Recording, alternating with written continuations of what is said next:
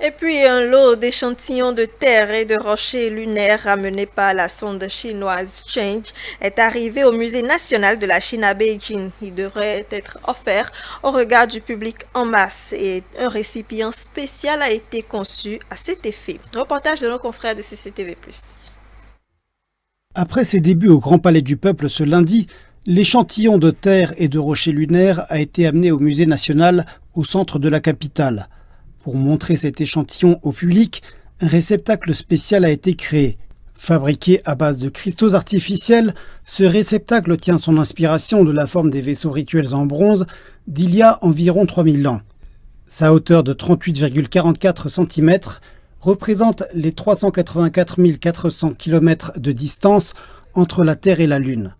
Quant à sa largeur de 22,89 cm, elle symbolise le nombre de jours nécessaires à la mission pour qu'elle rapporte les échantillons. L'intérieur du récipient comprend des dessins de la Terre, de la Lune, ainsi qu'une carte de la Chine, l'échantillon lunaire étant hébergé dans un volume sphérique au centre du récipient. Lancée en novembre dernier, la mission inhabitée Chang'e 5 a réuni 1731 grammes de rochers et de sol lunaire. Les échantillons ont été prélevés dans une région de la Lune qui n'avait jamais été visitée auparavant et sont les premiers ramenés par un pays depuis les années 1970.